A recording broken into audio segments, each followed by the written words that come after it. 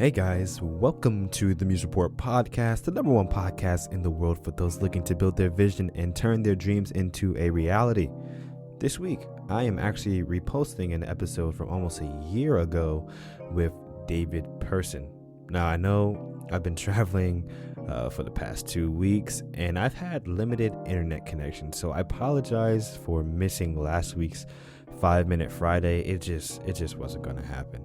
And I'm getting back into my normal groove of life. I just got back from Jamaica. I'm rested, took a little break from my everyday work schedule, and I'm here. I'm ready to go. So in this episode, we cover some great topics revolving around finding your unique path in life.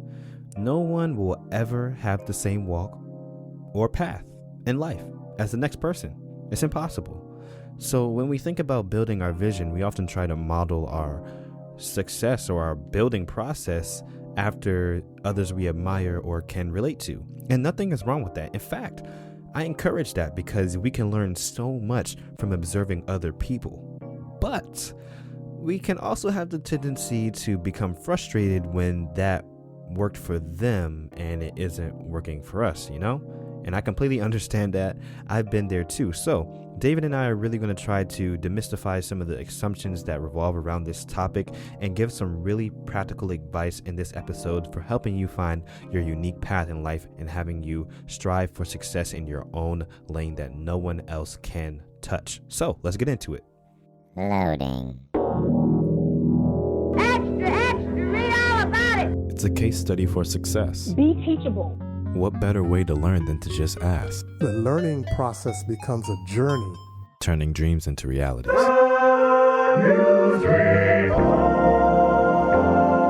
Part of execution is totally believing whatever you're doing is going to work. What are your passions and what are your gifts? And that's where it really starts. Chances are for taking. Take a chance on yourself.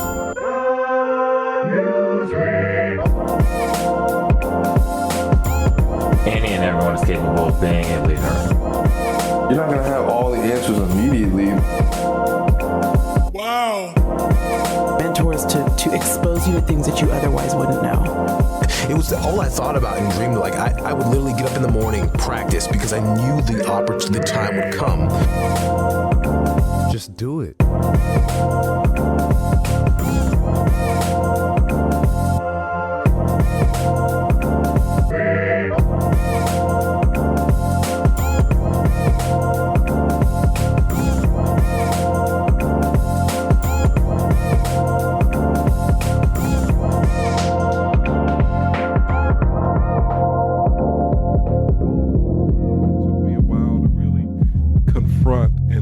The idea that you're running a business, you're going to have to really start handling the business of your business. Mm-hmm.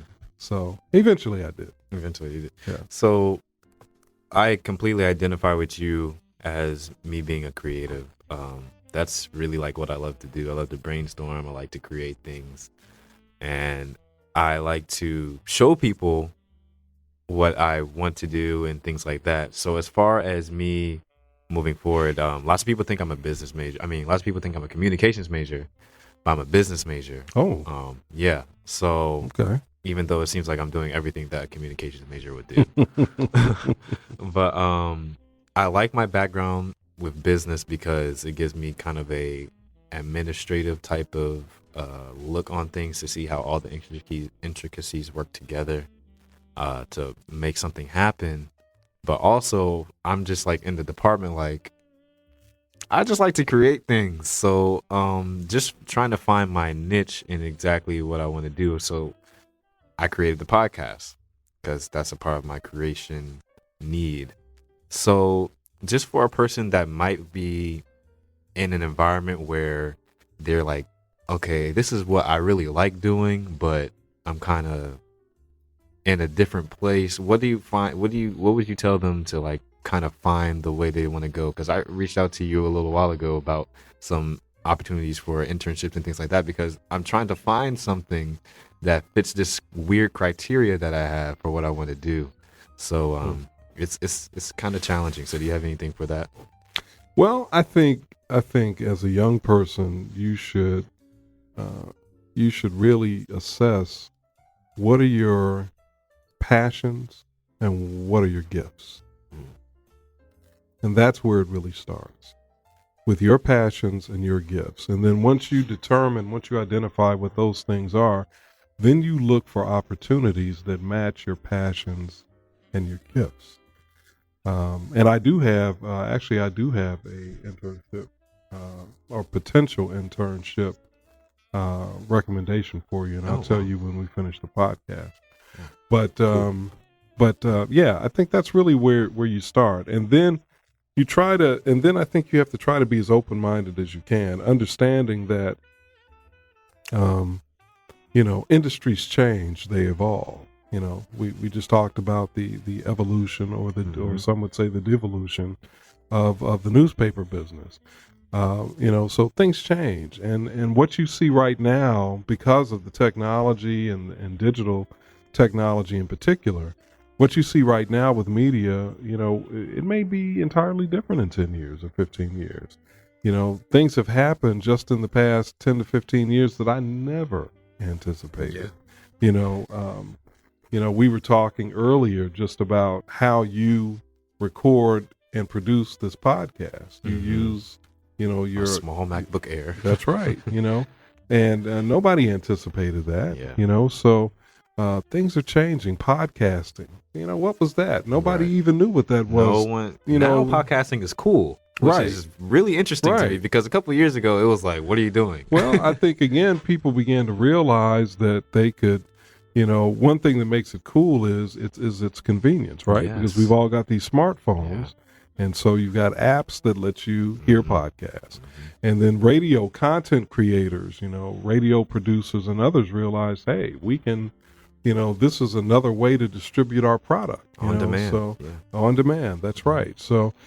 Things change. So you have to be open to change. You have to explore, possibilities. You have to look for, or be open to connections, So even though, and I think you're being smart, you're a business major, this sort of desire to create. Well, that's good because, media is moving. I think media has already begun to be really defined by entrepreneurs. And so entrepreneurship is probably going to be more and more relevant as it relates to media. And I don't just mean, big media like, let's say, Google or Facebook or something like that. But, because those definitely that came out of, that's entrepreneurship in action, those entities. But I mean, on a smaller level, people like me, who are creating podcasts or documentaries or whatever it is. So I would just say be open to change and understand that things are not going to be what they are now, and try to be as multifaceted with your skill sets and your interests as you can be. Okay, so that jogged another question in my mind. I just was in the car with one of my friends. And he was applying. He just got done with the interview for an internship, and he's doing auditing. Well, it's an auditing internship. And I know him. He's my friend. So I look back at him. I was like, "You auditing internship? You really want to do that?" And he was like, "Well, no, but I mean, it looked good on my resume, and I get paid for it and everything." So. I feel like, especially with this millennial generation, I hate using that word. Oh my goodness, but that's the best way to describe it. But okay, with this generation coming in, a lot of us, we see especially with everything in front of us with technology, social media, all that stuff. Every day, our brains are getting filled with all this stuff that we want to do and things that we want to have, these cars and these houses and recognition and all that stuff.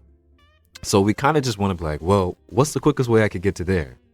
And would you recommend because you said keep an open mind, but does that also mean take what is just there, or should you really just try to seek for specifically what you want to do? Because I don't know if there's a balance, or you should just go all in. Like, this is what I want to do, is opportunities I'm going to try to find, is that or bust, or I'll just take whatever, it comes because it'll go on my resume, and, eventually I'll get around to. So I mean, I feel like it's too far ends, and I don't know which one is the best way to go. I think the best way to go is always to follow the internal compass that God has placed inside of you. And I think that compass manifests itself in your passions and in your gifts. I think that's what you have to follow. So what are you most passionate about? What excites when it comes to work, when it comes to a profession? What excites Cleavon the most? That's the question you need to answer. And it may have several answers. There may be, different fields or different career paths, just whatever it is, listening. If it's one, if it's 10, put them down. Write it down. And then what are your gifts? What gifts do you have? So, you obviously have a great voice. You've been working on the radio station. You clearly have the skill set to do communication, and that's great. I'm sure you have other gifts. So you list those, and then you look at ways for to determine. You want to try to determine where your gifts and your passions intersect, and where they overlap. And that means, do you have gifts on the gift side of the ledger? Do you have things that match the passion side of the ledger? You also want to look at, among your gifts or passions, is there any overlap, or is there are there any interrelationships? And so that's how you really, I think, begin to develop a sense of what it is you should be pursuing. I personally don't believe that you should do, unless you're facing, homelessness or something like that, or starving. I don't think you should do anything just for money. Again, unless you're just trying to survive. Now, there are times in all of our lives where we just have to do what we got to do to survive. But if that's not your situation, I think you should look, again, follow your passions, follow your gifts. And in fact, even if survival is your situation, before I would settle, I would still look for opportunities that match my passions and my gifts. As a Christian, I definitely believe that God gives us gifts and instills in us passions for a reason. And I think we're supposed to take those things, and then that's where our destiny is. They'll lead us to our destiny. That's good. That's good, because I know so many people struggle with that. And I was trying to find a quote that I heard recently, and it said something about passion. It was saying that I think passion is where your purpose and your gifts or something like that intersect. Or Okay. like that. Or maybe it was the other way around. Your purpose is where your passion and your gifts I intersect. think that sounds right. Yeah. That sounds right. And another one said that your passion is for yourself, your purpose is for others. Okay. So just keeping all those things in mind, it's interesting. And, you have pressures from peers, you have pressures from your parents, you have pressures from those who want to see you do well. Which those pressures come from a good place. Because these are people that care about you. They don't want you to fail. They don't want you to suffer. But of course, they don't have to live your life. You got to live your life. And so, you want to ask yourself, if I decide to walk down a certain path and I'm not happy, even if I have stuff, the big house, the nice car, great clothes, whatever it is that stuff is that I want, is that going to make me happy? Even further, if I decide to walk down a certain career path because it seems safe and secure, is it really? I think what I've seen in my lifetime is that, industries rise and fall, companies rise and fall.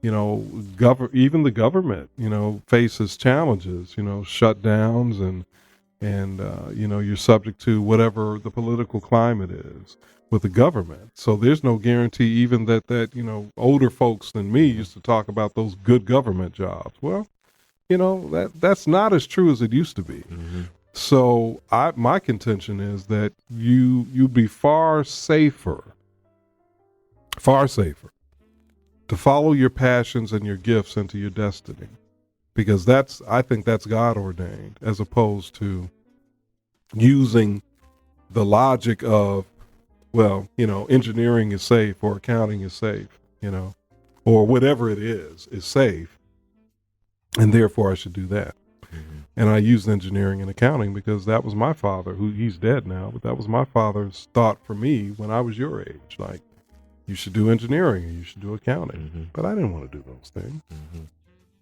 I'm glad I didn't. That's good. So there's a question I stole from Tim Ferriss. If you listen to it, he has like millions and millions of downloads on his podcast. I've heard of him. Yeah, I know who you're talking about. Yeah, he's quite interesting guy. Talking like I know him, but I've listened to so many of his podcast episodes. He does these weird experiments with maximizing his efficiency as a person and everything like that. It's pretty cool. Okay. But he asks the question in his book, if you had a billboard to put out, say a phrase or a word or any message that you want to put out there, what would it say? That everybody sees as they're driving past on the highway. I'm going to read to you what, at least based on how I feel today, what that would be. And like many of us, I come across these things, or I have these thoughts, and I put it on social media. Mm-hmm. So, pardon me, I'm reading from my Facebook page.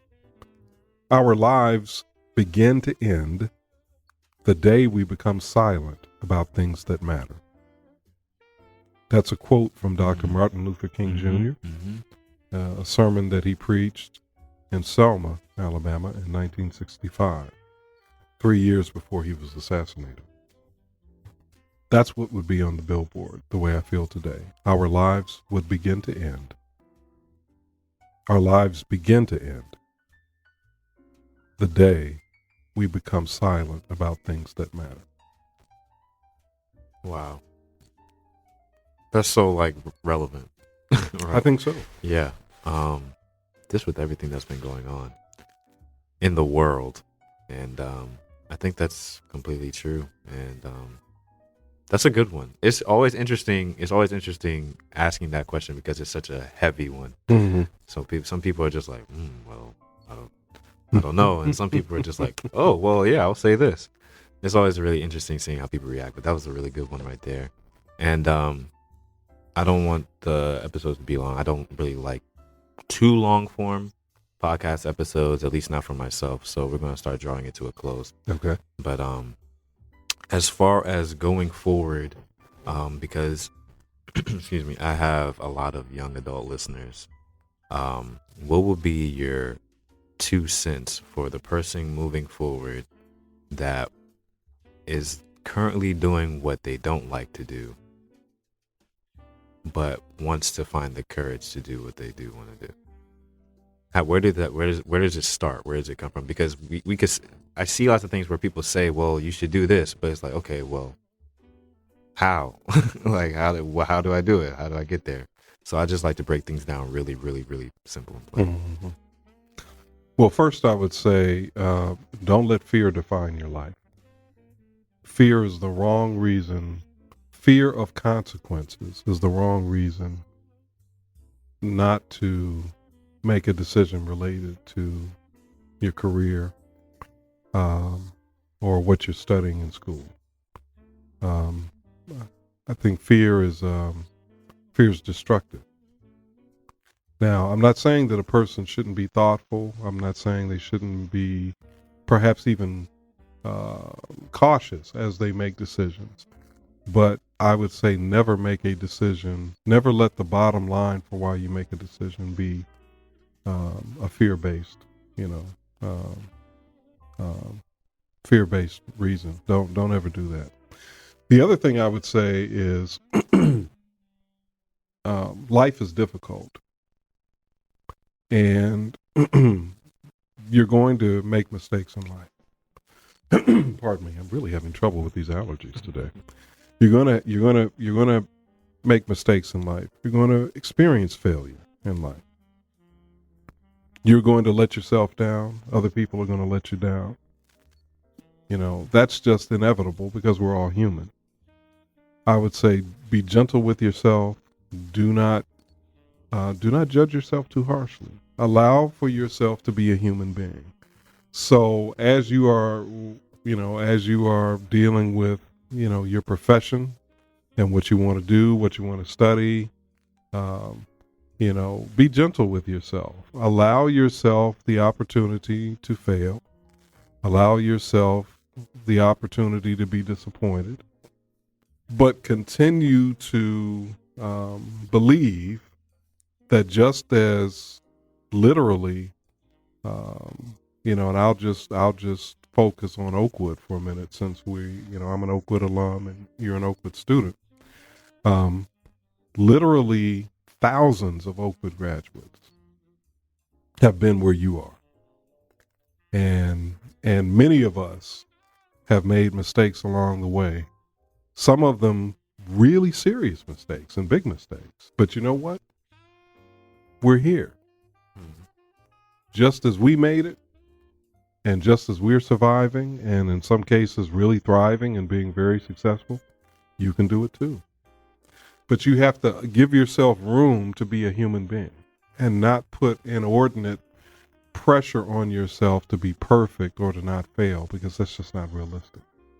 So give yourself room to grow, give yourself room to learn, give yourself room to make mistakes, and just, former Oakwood president, I'll end with this, former Oakwood president Benjamin Reeves used to say this at the end of every graduation service. He used to quote this. The quote, I can't remember the name of the gentleman from whom this quote comes, but the quote goes something like this: I'm hurt. Oh, his name is Sir Andrew Barton. That's his name. I'm hurt. Sir Andrew Barton cried. I'm hurt, but I'm not slain. I'll lay me down and bleed a while, and then I'll get up and fight again. Let that be your mantra in life. Being hurt is inevitable. Being wounded is inevitable. But, embrace that moment, accept that moment. And then when you've gotten some rest and gotten your strength and gotten your perspective back, get up and fight again. That's good. It seems like you're a man of quotes, a lot like me. I have a whole lot. Like, I love quotes. I post them pretty much every day on my Instagram. Okay. But very last question is a little bit of a lighter one. This podcast has pretty much made the tag on my website is Learn, Grow, Inspire. So basically, we learn new things in this setting here on this platform. We grow from them to improve ourselves, and then we help inspire others from what we learned. Mm-hmm. So literally it could be anything. If a person is trying to improve themselves in any way, like whether it's relieve stress or learn a new book to read or anything like that, what would you recommend they do? I know yesterday we were talking about the perks of massages. Yes. I'm a big believer in that. Right. I was just thinking about that when you said that. I got a massage today, just like really? I said I would. Yeah. Oh, wow. Oh, man, I'm a big believer in it. Yeah. Therapeutic massage is amazing. So, I mean, that might have been it right there, but if you have any other one that you recommend somebody do starting tomorrow, what would it be? Well, everybody may not be able to afford to get a massage, but everybody can afford simple ways to de-stress. Life is difficult. Life is fast. We're inundated with information. Many of us have deadlines every single day that we have to meet. Pressure builds, right? So you got to relieve the pressure. So I would advise that if you can't afford to get a massage, and very few of us can afford to do that every day, for sure. So, I would say take at least, 5 to 10 minutes, either first thing in the morning or at the end of your day before you go to bed. Just be still, be quiet. You can pray, you can think, you can reflect, you can, listen to some song that inspires you or calms you, or some music or whatever it is. But take that time to sort of refresh yourself, For some, it may be, as I said, at the beginning of the day. For some, it may be at the end. Maybe for some, it may be both. But I would say that's a good place to start, because the pressure of life can be overwhelming. Yeah. And I think a key to being successful is to not let life manage us. We've got to manage life. We've got to manage our obligations and our time. And the other thing I would say is, even though it may not seem like it, everything doesn't have to be accomplished in one day. So do what you can, prioritize, do what you can, do the best of you to the best of your ability, and then tomorrow's another day. That was good. And it's definitely applies, because it seems like people younger and younger are really stressed out. And I'm like, man, this isn't good. We're too young to be stressed like this.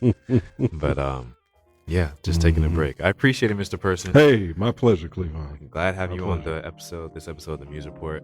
I know this. All right, guys. So I hope you enjoyed that episode. I know that the audio is a little staticky and it's not quite the quality that you might be used to now, but it's from almost a year ago. So clearly my audio production has improved a little bit, but I hope you're able to get through it. Clearly, if you're listening to this now, you still enjoyed the content, and that's what really matters. So a little recap, just the things that I was taking away from this episode, re-listening to it. You learn new things literally every single time you listen to these episodes. So first thing is, find where your gifts and your passions overlap, and that gives you some guidance to your purpose.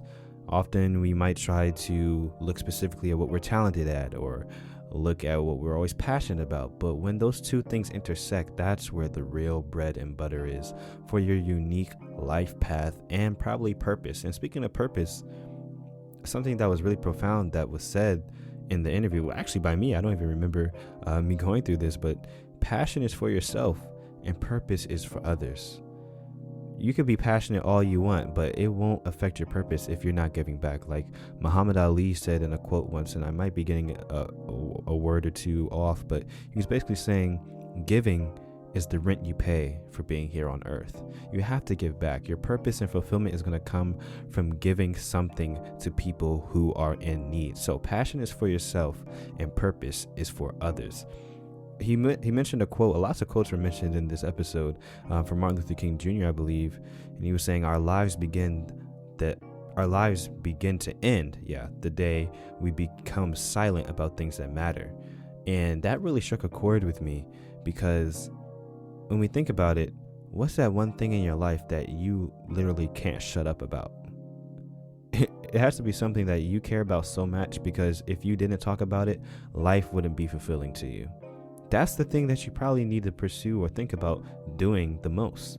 That's probably the thing that you're most passionate about. That's the thing that you might be most gifted in. That's the thing that might be your purpose and your unique path in life. So what's that one thing that if you stop talking about it, that's when your life begins to end? Just think about that, possibly write it down in a notebook and really contemplate on how you can move forward with whatever that is. Man, one thing that he said that was just so important to me is he said, give yourself room to be human. We all make mistakes. Give yourself room to fail. We try to find our path, and literally finding your path in life is a trial and error process. You're not going to figure it all out at once. You're not going to just know. You're not going to have all the answers immediately. You got to try things out. Give yourself room to fail. Give yourself room to be human. Give yourself room to be unsure about something sometimes, and go for it anyway. Make mistakes. It's okay. And in fact, the more you fail and the more you make mistakes, it's probably the faster you're going to find what your path really is. And the last thing, man, just find a way to cool down, unwind, and de-stress. Life can be stressful sometimes, but just take the time to take care of yourself. Self-love, as we like to say these days, hashtag self-love. And de-stress yourself. Give yourself some room to make errors. And when you do make errors, don't get all wound up about it. De-stress, maybe get a massage like Mr. Person likes to do, and let it go and move on into the next day, motivated and ready to crush it once again, building your vision. So I hope you enjoyed this episode. If you liked it, you could give a rating on Apple Podcasts, 5 stars if you want. A review would be awesome. And you could DM me on social. Take a screenshot of you listening to this episode. I would love it, appreciate it. Tag the Music Report Podcast on Instagram and I'll share your posts. You can even tell me what you liked about this episode and things that you took away from it. Guys, it's been great. I will get back to you next week. Or actually, no, on Friday. Still getting used to this Friday thing. On Friday with a new 5-Minute Friday, and then next week with a new interview that's going to be very special. Just a hint, we're talking about career paths. So, see you guys next week. Oh, that's the end of our MRP episode. Thank you for listening, everything, but it's time to go. We'll have a new one for you next week on the flip side. But until then, don't kill the vibe, subscribe. Don't kill the vibe, make sure you go ahead and subscribe. Don't kill the vibe, make sure you go ahead and subscribe. Don't kill the vibe, make sure you go ahead and subscribe. Don't kill the vibe, make sure you go ahead and subscribe.